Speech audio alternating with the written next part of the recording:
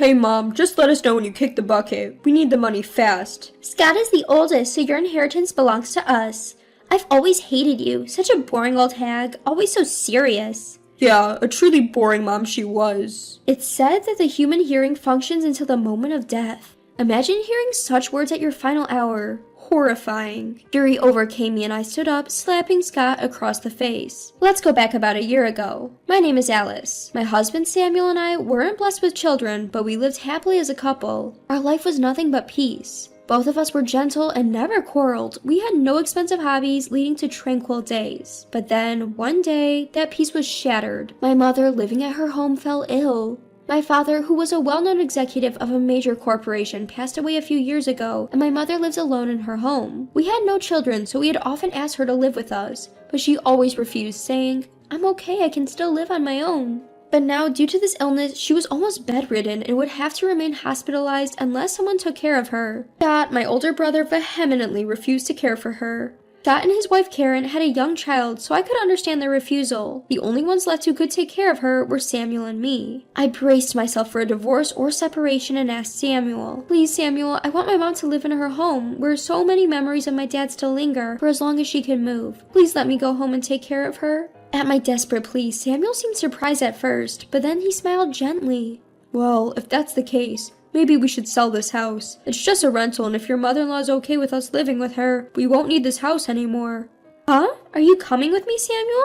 Of course, I'm your husband, Alice. I want to live under the same roof with you always. Tears welled up by Samuel's words. I was so happy to be married to such a kind person. I was truly blessed. My mother found it hard to walk, and she became less and less capable of eating and using the bathroom by herself. Samuel, without any complaints, worked hard with me to take care of her. Our mother was pleased with gentle Samuel. While chatting, she would say every day, "Alice is truly fortunate to be married to a man like Samuel." The progression of my mother's illness was much faster than we or the doctors had thought. With each new thing she became unable to do, she would be filled with sadness and occasionally take out her frustration on us. Each time she would apologize and cry.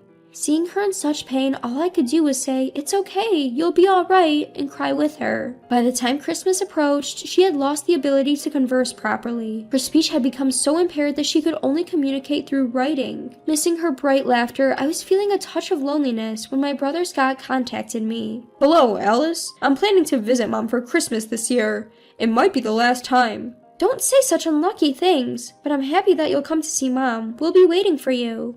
I had always kept my brother updated about our mother's condition via text, but he almost never replied. Even though our mother had loved us equally, I thought it was quite cruel of him. So when I heard he would be visiting for Christmas, I was truly glad. Scott and his wife Karen left their kids at Karen's parents' house and came to our home for Christmas. I thought they left their kids with Karen's parents out of consideration for our mother, but when I thanked Karen, she casually said, "Kids would just get in the way," which surprised me. Not having any kids myself, I wouldn't understand, but I thought it would be better if I never understand the feeling of calling one's own child a nuisance. Scott and Karen were entirely thinking that they were a guest. Scott entered the room next to the living room where our mother was and asked, "Hey, still kicking?" When our mother silently nodded, Karen said, "Doesn't it smell in here? Mom should take a bath every day." It was absurd. Even though our mother can't speak, she can hear perfectly. Due to her illness, she's lost almost all her physical abilities and can't take a bath. I wipe her body every day, but there's a certain smell specific to sick people that can't be removed. I thought they were extremely rude.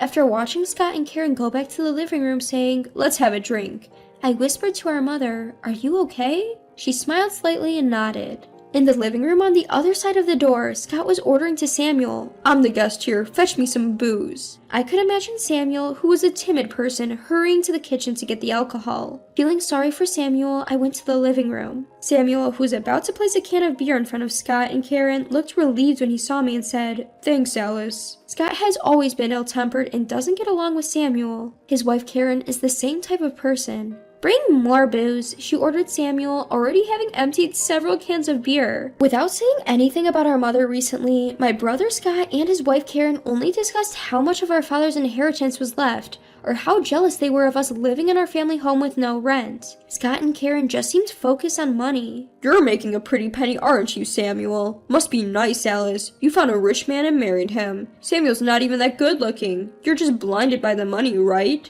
What? No way. Can you stop saying such unpleasant things? Samuel, being a kind man, kept a smile on his face despite the rude comments from my brother. Karen, too drunk by this point, says, "We don't have money because we're always drinking," and clumsily gets up. Karen, where are you going? Instead of going to the bathroom, Karen stood up and opened the door to the room where our mother was sleeping. Karen, with a sneaky grin, said something outrageous at our mother's bedside. "Dear mother-in-law, Scott and I are in dire financial straits. Please go to heaven soon and leave us a lot of money." That's right. It's best for our mother to pass away soon. Free Alice and Samuel.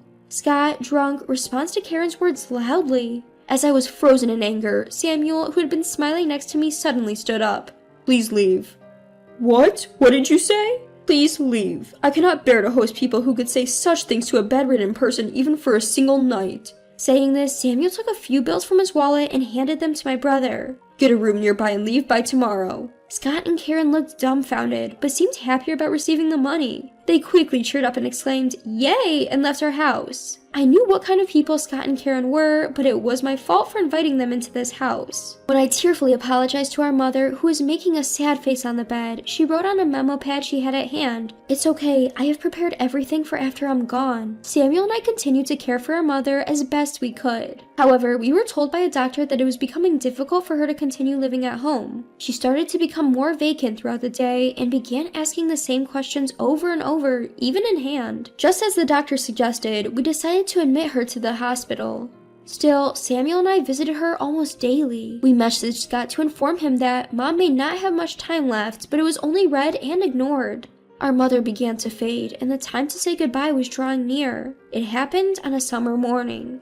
When my smartphone rang, I already had a bad feeling. The call was from the hospital, informing us that our mother was in critical condition. Samuel and I immediately headed to the hospital and simultaneously informed my brother that our mother was critically ill. Once at the hospital, the doctor explained her condition to us, and I held her hand. "Mom, are you okay? Please don't leave me behind just yet." Mom slightly squeezed my hand in return, but her feeble grip brought tears to my eyes. I was flooded with memories of her cheerful smile as I realized this was our goodbye. Samuel comforted me by patting my back as I wept. His eyes were also filled with tears, and he reassured me, "Mom has fought hard enough." Just then, the hospital room door opened. It was my brother and Karen, his wife. Karen entered the room and immediately mocked Samuel and me by saying, "Trying to look like the good kids, huh?" I was shocked by their cruelty, even at Mom's last moment. My brother and Karen started to speak near our dying mother. "Hey Mom, you better tell us when you kick the bucket. We need the money soon." "Since Scott is the eldest, your inheritance is ours. I always disliked you. You're such a boring old hag." "Yeah, you were indeed a boring mother." It's said that one's hearing lasts until the moment of death. It pains me that these could be the last words my mother hears. Angered by their disrespect, I sprung up and slapped my brother's cheek. "What the hell are you doing?" "Get out! Stop bothering Mom!" My tearful outburst seemed to take them aback. "Alright, but we're definitely coming back for the money when Mom dies," my brother warned before he and Karen left the room. Overwhelmed with regret, I tightened my grip on my mother's hand and repeated, "I'm sorry." My mom opened her eyes slightly, gave me a weak smile, and lifted herself up a little to pass me a notepad. There was a phone number written on it. I asked, "Do you want me to call this number?" And Mom quietly nodded. Beneath the phone number, she had shakily written, "Thank you." I couldn't stop my tears upon seeing this. Later that day, Mom passed away. I acted as the chief mourner at her funeral. Normally, this role would be taken by the eldest son, my brother. But given his behavior, I wasn't sure what he would do, so I stepped forward. My brother refused to take on the responsibility, saying it was too troublesome, so I became the chief mourner without a fuss. The funeral had gone without a hitch, and my mother was now resting in a small urn. I held my mother's urn crying, while my Samuel was moved to tears watching me. My brother Scott and his wife Karen made fun of us, saying we were putting on a good child act, something I couldn't forgive. Once the funeral was over, we'd have to talk about money. My mother, a director at a large corporation, left behind a significant fortune. Even if Scott and I were to split it, it would be quite a sum. Scott and Karen seemed excited about the prospect, but that excitement quickly faded. The lawyer I hired read out my mother's will, stating that all her assets would be inherited to me and Samuel. "What? Scott's the oldest, right? Why isn't he getting any money?" "Because that's what your mother wished." The lawyer, whose number my mother had left behind, spoke plainly. Apparently, my mother had been preparing to leave her assets to me and Scott even before she passed away. The lawyer, seemingly quite competent, explained why my mother didn't leave anything to Scott and Karen and her will. It was clearly stated in the will my mother left behind that me and Samuel were there for her when she was struggling, whereas Scott and Karen did nothing. We can just ignore the will. We're struggling here. We took out a mortgage on the house thinking we'd get an inheritance. Please give me half. That's right. We'd be in trouble if we suddenly couldn't get any money. I took a deep breath before responding to my fussing brother and his wife. Absolutely not. Scott, Karen, neither of you were there when Mom was suffering. You didn't even visit her. I'll never forget how you showed up when she was weak and told her to hurry up and go to heaven. I also won't forget the horrible things you said to Mom in the hospital at the end. I won't give you a single penny of Mom's money. As I firmly responded, my brother and his wife kept begging for money for a while, but they gave up and left after the lawyer told them to. When I told Scott not to contact me anymore because I didn't want to see him again, he shouted back, "Same here," but he soon contacted me asking for money again. Scott and Karen seemed to be in trouble, unable to pay their mortgage for the new house they bought, and seemed to have no choice but to rely on me. Scott kept working, but Karen quit her part-time job expecting to get Mom's inheritance, causing their household income to drop drastically. They had to lower their living standards considerably, but Karen couldn't stand it and they started arguing a lot.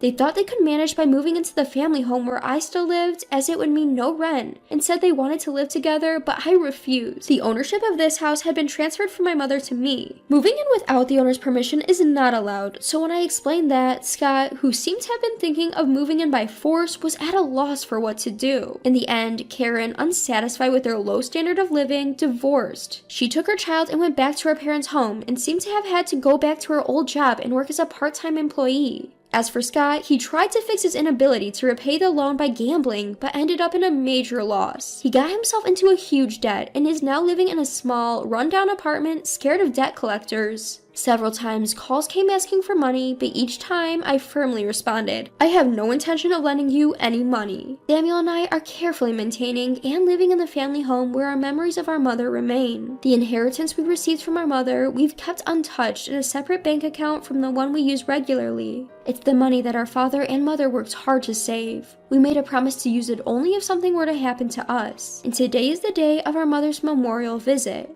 I had something I wanted to report to my mother at her grave, so I visited. "Mom, I'm pregnant. I'm sorry I couldn't let you hold your grandchild." I was told that my body was not very fertile, and I thought I might never be able to have a child, but I discovered I was pregnant a little while after my mother passed away. My mother knew until the end that I wanted a child, and she supported me. I think the fact that I was able to conceive a child, something I was having difficulty with, might have been a final gift from my mother. Please watch over Alice so that she can give birth to our child safely. Samuel says this and bows his head in front of the grave. The wind that passed through was comfortable, and I felt as if my mother had responded.